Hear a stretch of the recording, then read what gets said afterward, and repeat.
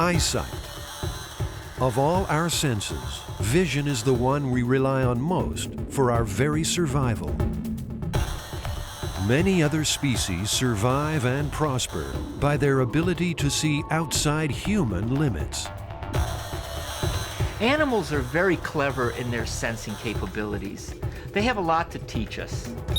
Technology is creating robots which see more efficiently than humans. Can technology learn to see by itself? In the case of an infrared telescope, we're seeing in a different way. We're making artificial eyes that give us an entirely different view of the universe. How will the world look when we see like snakes, or dolphins, or the birds and the bees? The more we look at them, the more we find that they're not that different from humans. And the question we really got to ask ourselves is, what are we doing with a brain as big as this? Wild Tech explores seeing.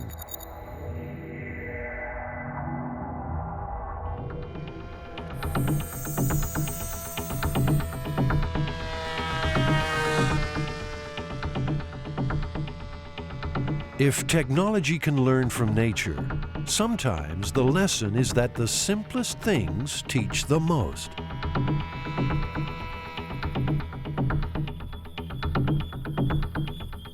When it comes to seeing, scientists are realizing insects may hold the clue to developing independent seeing machines.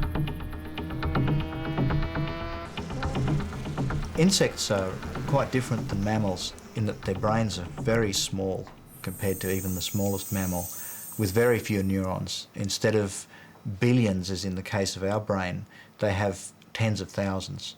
The insects, say, ranging from a housefly with 50,000 neurons to a honeybee with 1 million neurons. It's obviously a much simpler system. And also they've been flying around for a very long time, something like 320 million years. So for all of that time they've been evolving these very small, robust visual systems. So it's very appealing to think about trying to reverse engineer them.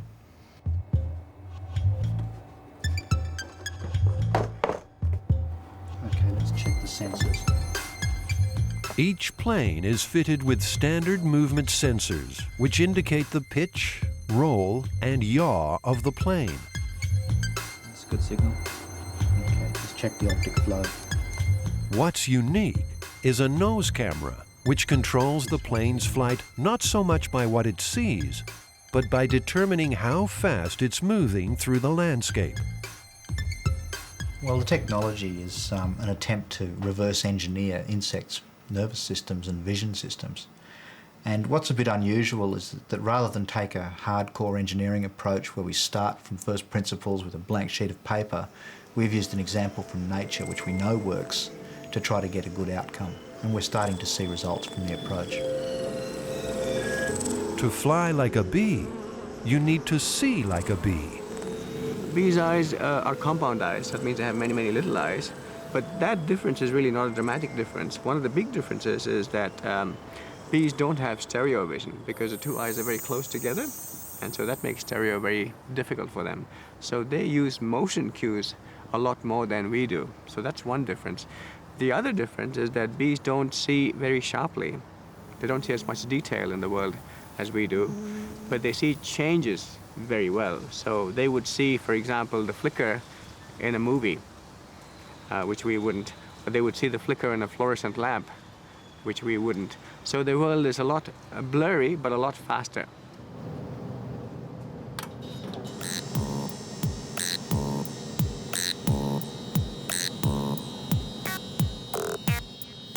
Dr. Srinivasan has developed an elaborate test to determine how bees see the world and how they use their sight to navigate, judge distance, and execute smooth landings. So bees enter this tunnel, as you see here. They fly along the tunnel all the way to the end, and they settle down on this feeder, which gives them a nice feed of sugar water, which they like, and then they fly back all the way along the tunnel to the end and then back to the hive. Now, the purpose of this experiment is to try and work out how bees control their flight speed when they fly. And we do this by moving the tunnel walls and working out how these bees react when they see this motion. It turns out that bees cannot really know how fast they're flying until they refer it to how the environment appears to be moving on the eye. So it looks like what they're doing is regulating the flight speed based on how rapidly the world appears to be moving past them. So if you bring them into a narrow gap, they will slow down. If you make them fly in a wider gap, they will speed up.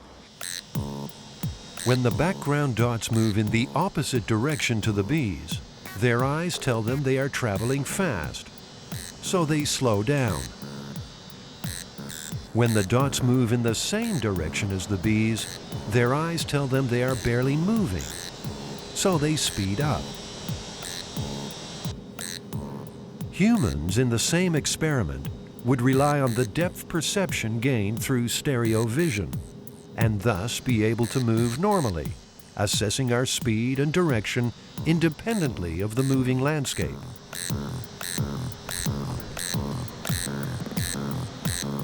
So we're finding, for example, that bees have very simple, elegant ways of avoiding collisions with obstacles. They measure how rapidly something moves on the eye, and that tells them how far away the obstacle is. They can make very smooth landings on a horizontal surface, again by using a measure of how rapidly the ground appears to be moving beneath them. These ideas are very simple to put into aircraft and make them do things which we formerly thought impossible. The biology of studying bee flight intrigued the U.S. Defense Department, which has already developed unmanned spy planes, like the Global Hawk, which is set on a predetermined flight path controlled remotely by computer. The Defense Department reasoned bee vision and its flight applications may be the simple seeing technique necessary to create truly autonomous aircraft.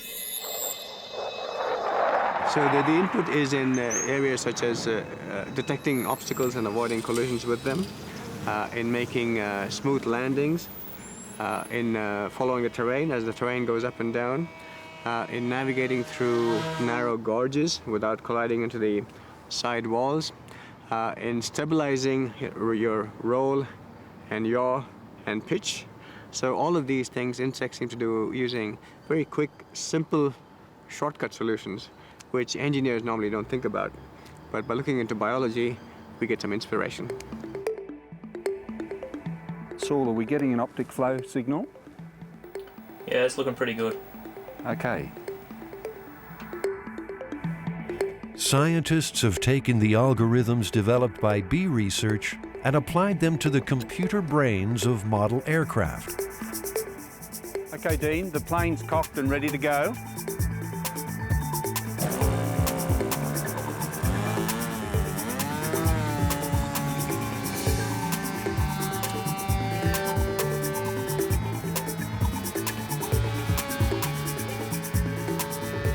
Testing is in its infancy.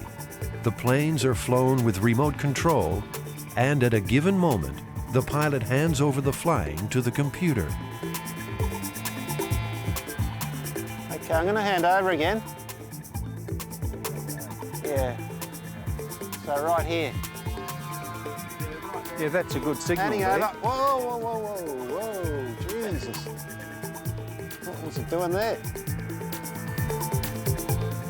Using onboard cameras, the computer sees the world zoom past and can assess its speed and position, avoid objects, and fly autonomously, just like the bee.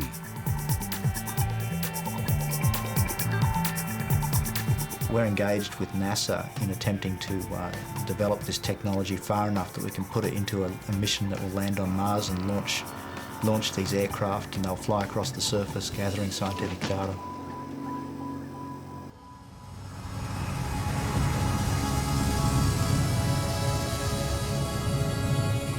Autonomous probes have advantages over remote control probes for planetary exploration because of time delay. A remote control Mars explorer takes minutes to receive instructions from Earth and act on those instructions. If an Earth-controlled probe was heading toward a collision, the probe would crash before it could be told to stop or turn. A probe that could see like a bee would navigate autonomously, avoiding obstacles, landing on flat ground, exploring without hindrance.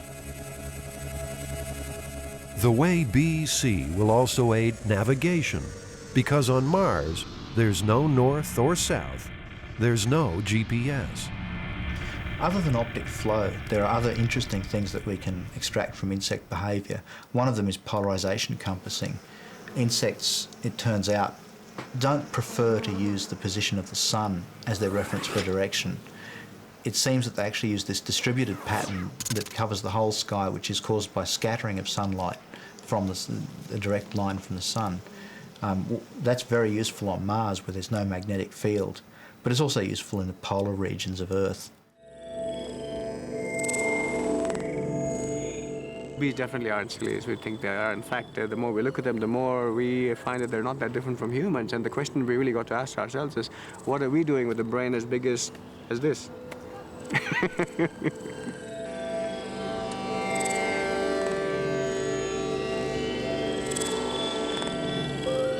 The simple way a bee sees may soon enable aircraft to navigate and land autonomously.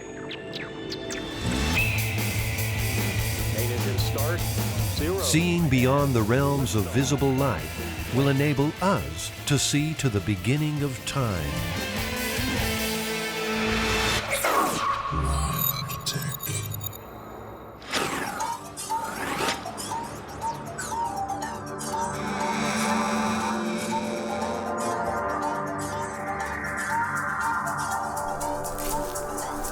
Nature has evolved the ability to see outside the visible light spectrum.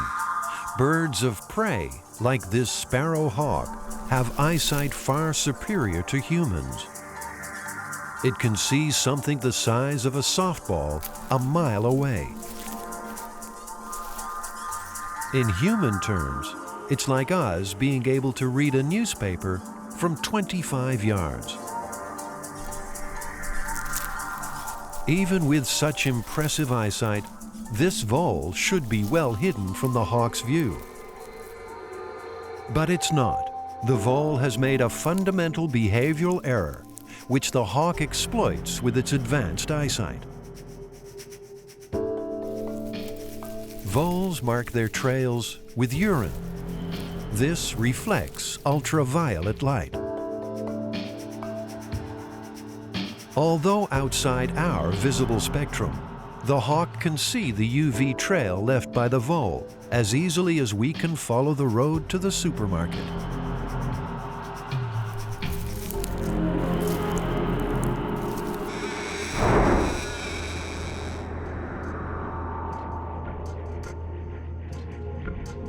Astronomers are seeking ways to explore the universe through telescopes, which see outside the visible light spectrum. The Hubble Space Telescope exploits the same ultraviolet light the hawk uses. The hottest and most active objects in space give off large amounts of UV. NASA's latest space telescope will be able to see even more than the Hubble. Maybe even to the dawn of time, exploiting another light frequency outside the visible spectrum, infrared. T-minus 10, 9, 8, 7, 6, green board, 5, 4, 3, 2, main engine start, 0, and liftoff of the Delta II rocket with Certif, seeking hidden secrets in the evolution of our universe. In the case of an infrared telescope, we're seeing in a different way. We're making artificial eyes that give us an entirely different view of the universe. We've reached burnout on those solid motors. There's the air starts. All 3 air start motors are up and running. The Space Infrared Telescope Facility, known as Certif, is the 4th and final of NASA's family of orbiting great observatories. It's past T plus 100 seconds.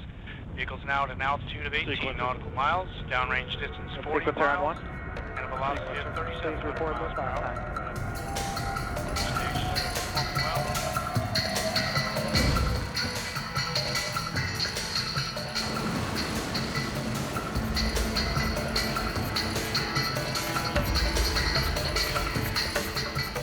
Certif will see the heat from distant objects in space, in some cases from bodies that are 13 billion light years away.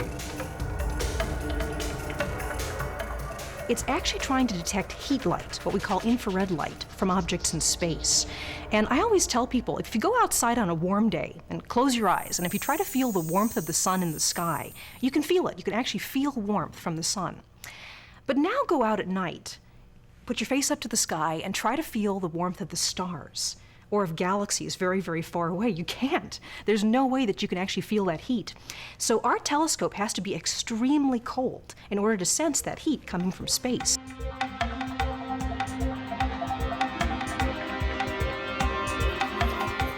Near freezing operating temperatures are vital to the integrity of the infrared technology.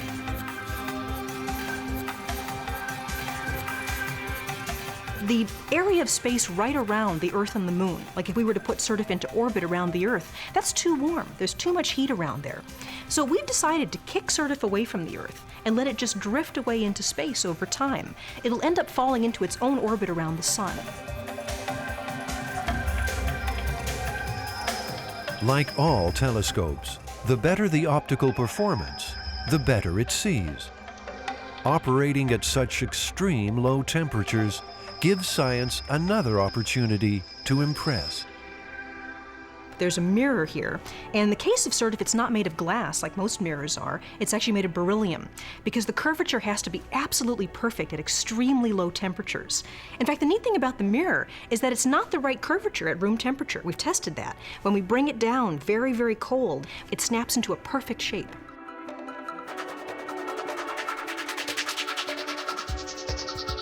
Distant planets and galaxies take on a whole new look when viewed as heat images using infrared. This is what you'd see if you had eyes like Certif pointed down at the Earth. Now, as you notice, you can't see any of the continents or oceans.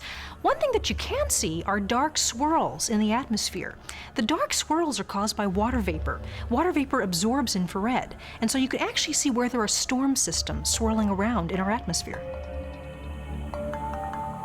With SuperSight from Certif, we'll soon be better understanding the biggest cosmic dramas which have been catching the attention of astronomers over recent years, using a unique way to peer through far-flung clouds like this, to witness the birth of a new solar system.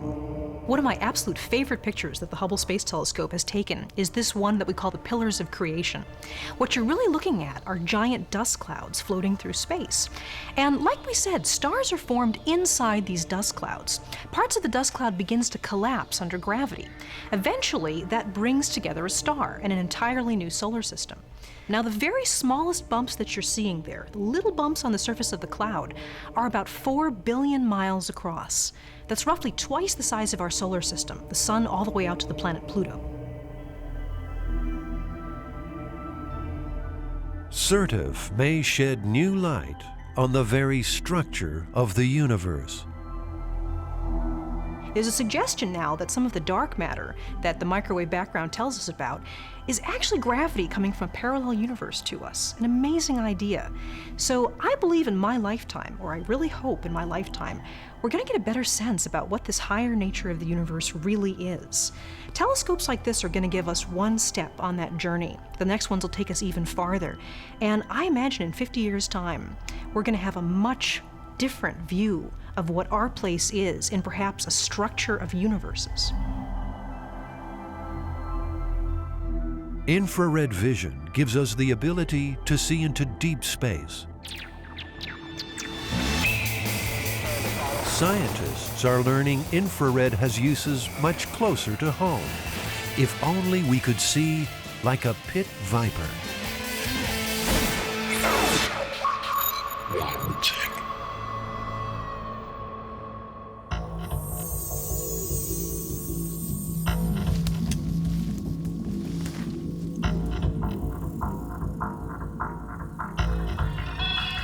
For the human hunter and animal hunter, vision is the primary sense.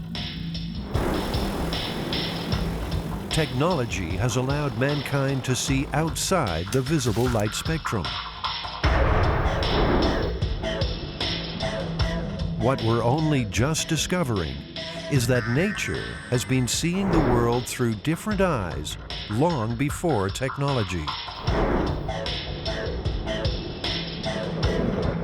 I was trained as an electrical engineer and an optical engineer, and that's where my expertise is. And when I look at the way the pit viper is put together, it amazes me how nature has been able to put this sensor together.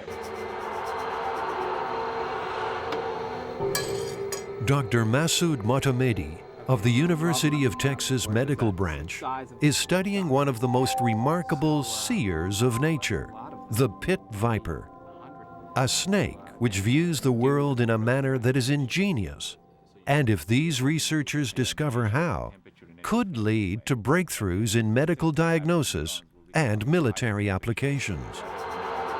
To see the world the way this snake sees it is truly remarkable.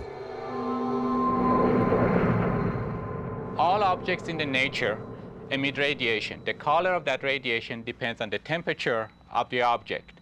I'm emitting infrared radiation right now. Human eyes cannot detect infrared radiation. However, the pit viper can do that. The snake sees heat. To human eyes, a rat is white and furry, but when the lights are dimmed, it disappears from sight. To the snake, it is always visible, regardless of time of day, standing out from the background heat. The pit viper has some very distinct features. One is its ability to respond to a very small temperature. And by mean, I'm talking about a 3,000th of a degrees change that they're able to detect. And the other is the fact that they could detect these changes in a background temperature that could be very high or very low.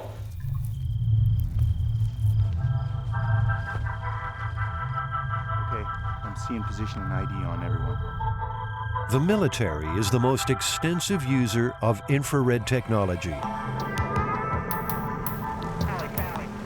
The ability to see in nighttime or murky conditions can mean the difference between your life or your enemy's. But the best machines cannot match the sensitivity of the pit viper. In addition, the electronics need to be kept at a very cold level with liquid nitrogen, so it can then detect heat elsewhere. The snake doesn't operate this way. It can sense the heat signals of prey regardless of its own temperature. Its accuracy of heat detection leaves technology in the cold. About 5 years ago, we formed a consortium among 5 universities to respond to a call for proposal from the Department of Defense with the focus on understanding the mechanism of the pit viper infrared detection.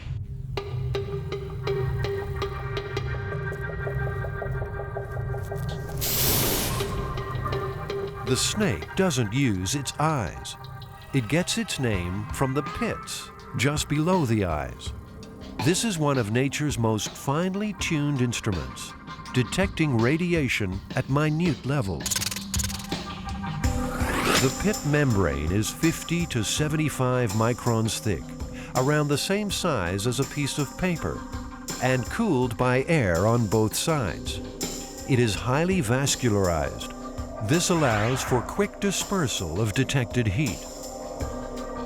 Multiple nerves instantly transmit the heat detected from prey from the pit to the brain, where an accurate image is formed. Applying snake technology to human application is the challenge for the university team.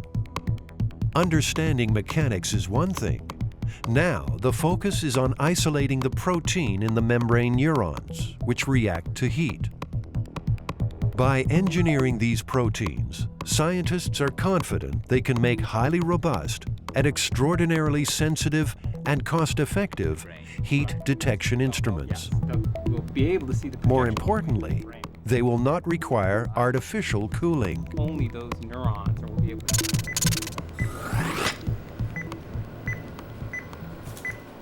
It's not just military applications which can benefit from this science. Medical applications will revolutionize diagnosis and treatment of diseases. Having a system that is highly sensitive to small changes in the temperature with a capability that could give high-resolution imaging may be very useful for cancer detection or detection of other diseases. One application already underway is the detection of the dangerous plaque which causes heart attacks. It is known this plaque has a higher temperature than other plaque. A catheter tipped with the heat-detecting protein could be inserted directly into the veins. One can decide whether this is a plaque that has a chance for rupturing and leading to heart attack versus a plaque that can be left untreated and not taking a big risk. It is incredible when you think about potential of a technology like this, that we have been only able to learn through what's out in the nature and what potential we can see for this. Seeing through nature's eyes and extending our own vision capabilities.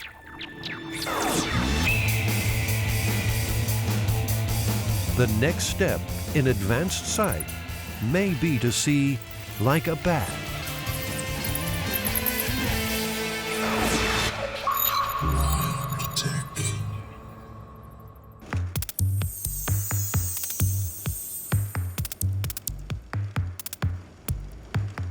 Robots can already see in a way similar to humans. Robots like COG of the Artificial Intelligence Lab at MIT. Okay, COG, give it a bash. Okay, good shot. Now, let's see. You got this? You got this? You got this? The human brain has evolved to work most effectively through visual stimuli, aided by sound. Understandably, robotics research tends to mimic humans, revealing just how complex the human animal is.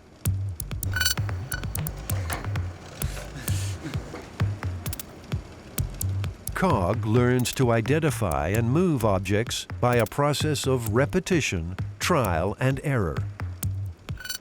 The next step is to then coordinate its robotic arms to anticipate how an object will move.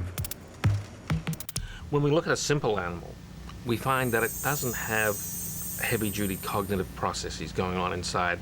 Well, some of them don't really even have heads.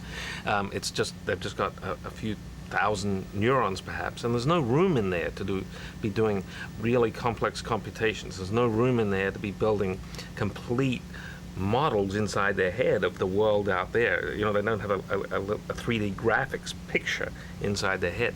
They're responding in much more direct ways. And by looking at animals and trying to analyze what cues they get from the environment, that gives us some real ideas on how we can build the robots and what the essence of the things that those animals are doing is. While COG tries to mimic human sight to learn, some scientists believe that robot development would benefit from copying animals which see with sound. Specifically, the bat.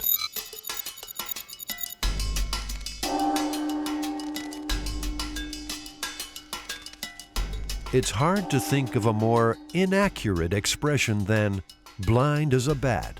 While in human terms, it has bad eyesight, its ability to see with sonar is so developed, it can fly avoiding all obstacles in its flight path, regardless of the level of light, and identify a moth in 3 dimensions at 30 feet.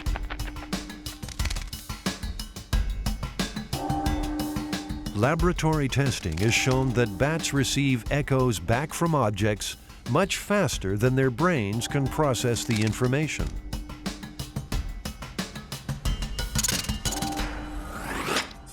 The bat sends out sound pulses, and signals bounce back. The closer the object, the faster the echo.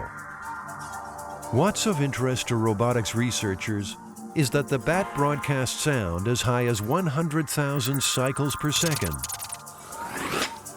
Yet its brain can process echoes at only 400 cycles per second. When flying through these wires, the bat sends out sounds, then receives back the echoes. Its brain is bombarded with rapid sounds to process, yet it slows the signals and reacts in time to fly through the obstacle course. It makes the seemingly impossible normal. The bat's ability to simplify the information it receives from its sonar and use it so effectively to navigate is of great interest to robot research.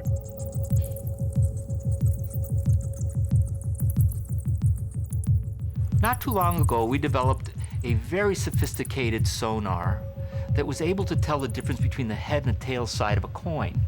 But what happened in the end was that sonar was too complicated and also too expensive to be used in robots.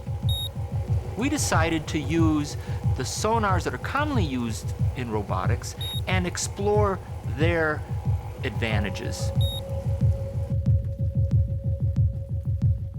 Animals are very clever in their sensing capabilities. They have a lot to teach us. My name is Roman Kutz. I'm a professor of electrical engineering at Yale University. And I'm investigating sonar signals that are used by bats to investigate their environment. I'm here in a cemetery to explore how naturally occurring objects produce echoes and how to extract information from those echoes that would be useful for bats to locate objects and navigate. Cooch hopes to design for the visually impaired a wheelchair which can see where it's going, using sonar. Most other experiments with sonar occur in a laboratory. In a laboratory, things have to be static and stationary. But what we're trying to do is discover what happens when a bat flies. So we thought of taking our experiment on the road, on this scooter that goes at a constant speed.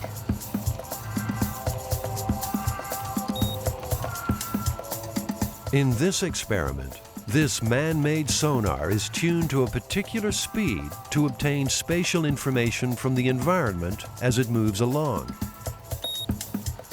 In this case, certain plants in the garden are acting as markers. When we pass a plant, we get a lot of different echoes. We're looking for echoes that have a particular form. They have to be strong, and they have to exhibit a particular time sequence.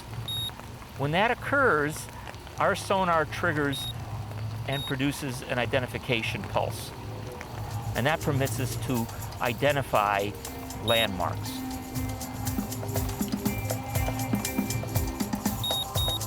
This Batmobile will see like a bat by using sonar to recognize and steer around familiar objects, extracting a single reference point from a large number of echoes, rather than building a whole image. The hope is that a robotic vehicle will be able to self-navigate and retrace its path in the same way that a bat returns home to roost.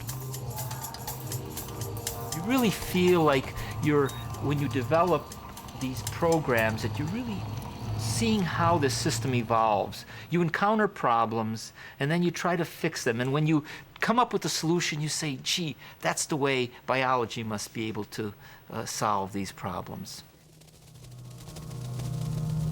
The way a bat sees through sound is clearly of interest to scientists working on other solutions for the blind.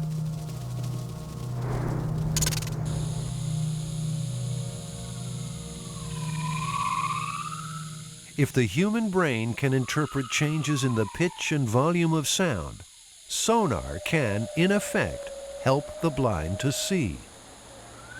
Oh, hello, Ivan. How are you? Hello indeed.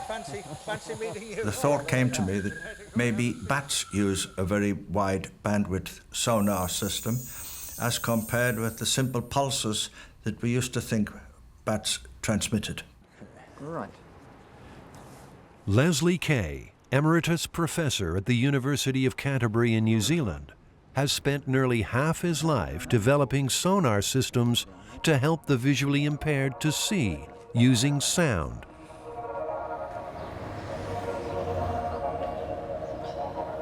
The latest development, Caspra, or Kay's Audio Spatial Perception Aid, is on the verge of becoming as accepted as the cane or seeing eye dog as a navigation aid for the blind. This man's cane assists him to prevent tripping over on uneven surfaces. For navigation, he relies on Caspra for a sonar view of the surroundings. I had a problem with the experts in England, psychological experts, who felt that blind people would not be able to use the sonar I proposed. I found that bats seemed to use the sonar, and that gave me the confidence to go ahead in spite of the opposition from the psychological field. That opposition died once I had produced the result. Caspra is a headband which emits frequency-modulated ultrasound signals much like the bat. Two receptors a few inches apart in the headband produce stereo sounds in the earphones, like our eyes, which produce stereo visual images, giving us depth perception.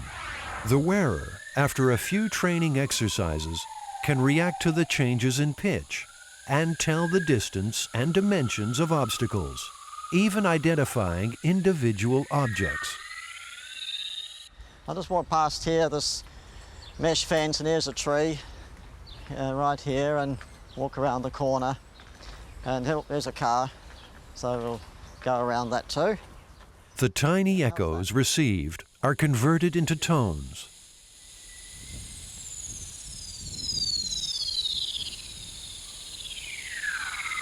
The brain seems to be able to convert these sounds into a 3D picture, just as it does with eyesight. Sonar may soon enable the blind to see the outer world like sighted humans. And sonar is enabling sighted humans to see the inner world clearer than ever before. Wild tech.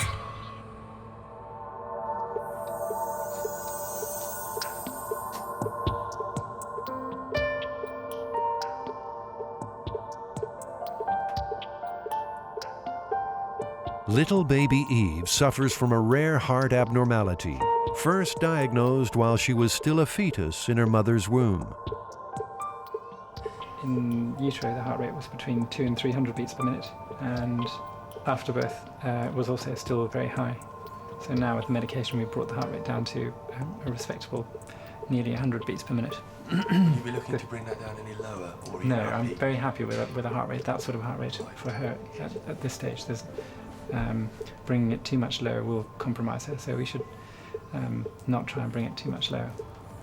She looks a good deal better than she did when I first met her. She looks incredibly. Dr. Robert Yates saved Eve's life by making an advanced diagnosis before she was born, using a machine that for the first time gives a detailed view of the organs of a fetus while it's developing deep in its mother's womb. It uses sound to see, much in the same way that dolphins have long taken for granted.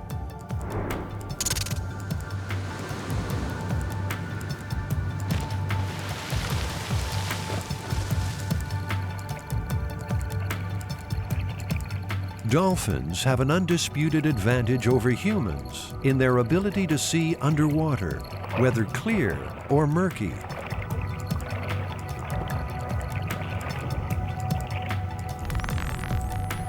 Dolphins have sonar, which gives them second sight using sound.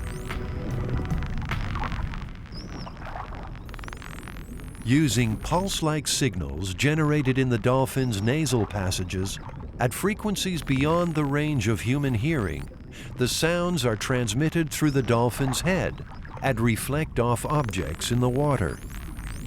These acoustic echoes then bounce back and are received through the dolphin's lower jaw and transmitted to its brain. The signal is transformed by the brain into a visual image.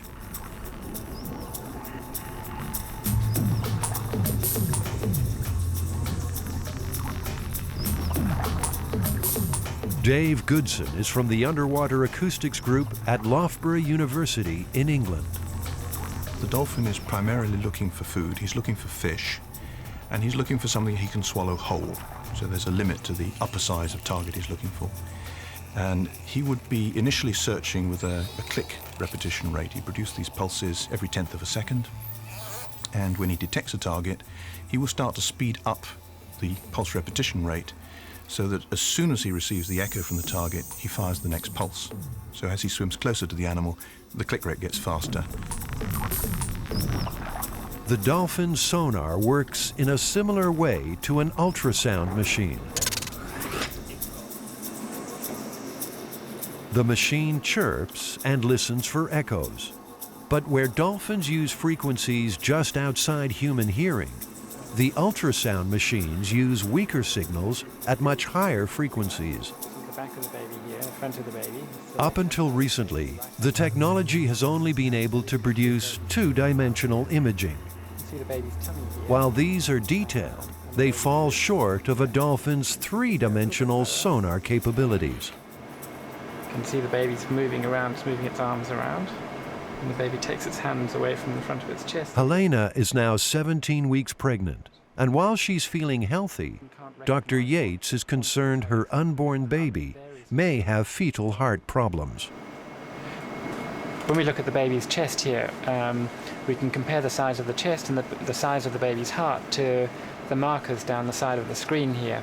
And on the screen, each of these individual little white marks represents 1 centimetre. If we compare that to the size of the baby's heart at this gestation, then the baby's heart is little more than 1 centimetre from apex to base. So we're imaging a structure that is not much bigger than 1 centimetre in its entire length, and magnifying it considerably to be able to display it on the screen. Using a common 2D ultrasound machine, Dr. Yates examines the flat image of the fetal heart. Correct diagnosis is limited, as he can only approximate the workings of the heart chambers of the unborn baby.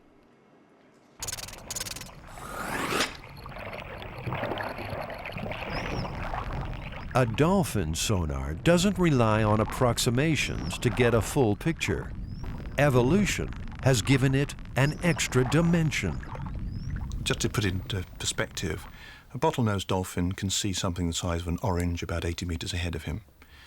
And that is approximately equivalent to the echo it would get from quite a large fish, but one that it could still swallow whole. So we've got a good feel, I think, for what they do in the wild when they're looking for fish mid-water. But then we discover the interesting things, like the dolphin who is looking into the seabed surface at close range and clearly has detected the presence of a fish that's buried in the sand. Now, the echoes at the frequencies they produce should bounce from the sand, but they're able to get some information from below the sand particles, and they will sometimes even dive into the sand to recover them.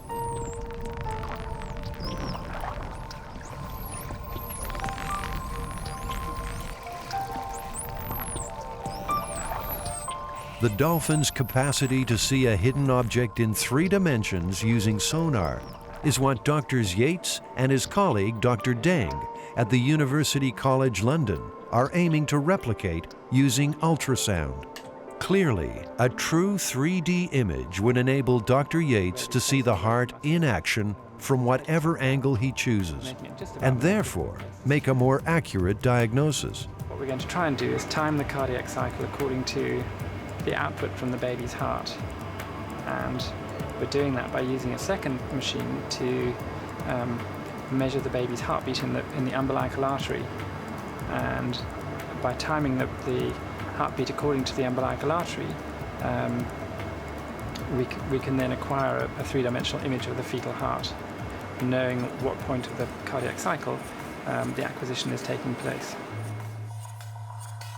Around the world, the race is on to develop 3D ultrasound imaging machines. This team has developed a specialized technique synchronizing two traditional ultrasounds. By combining the data gained by the two machines and syncing it to a single heartbeat, sophisticated computer software creates a 3D image. This is cropped to delete unwanted information. Lines here, and we can take those out with the cropping utility on the post-processing software of the machine, and then we can get to the bit of the fetal heart or the bit of the fetus that we want to. Dr. Yates can now observe the actual motion of the baby's heart valves. The team has named the technology 4D ultrasound imaging. The two collecting chambers, and you can see the two pumping chambers. That's 3D imaging in real time. So here's a three-dimensional picture of the fetal heart, which I think is, that's astounding technology, considering the size of this baby's heart is really very, very small. And we're able to see the wall between the two collecting chambers here, which in the fetus has a communication between it, and we can even see the communication between the two collecting chambers. And remembering what I said about the size of this fetal heart, you can see the motion of the valves between the collecting chambers and the pumping chambers.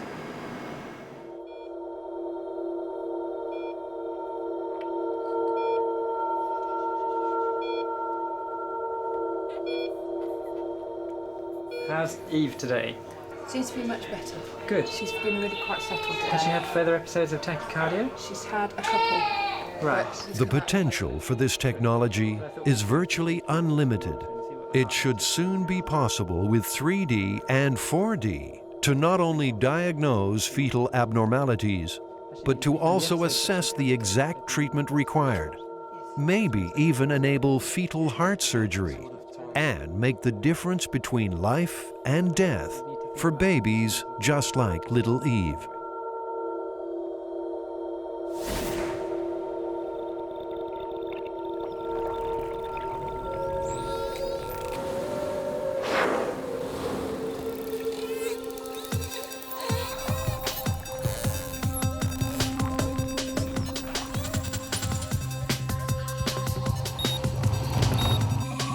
Seeing with sound,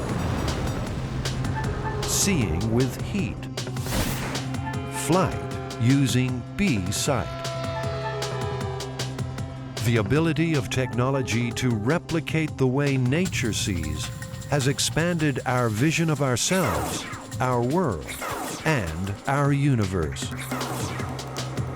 While human sight may be limited compared to nature's, it is our unlimited vision that makes us look to technology for our future insights.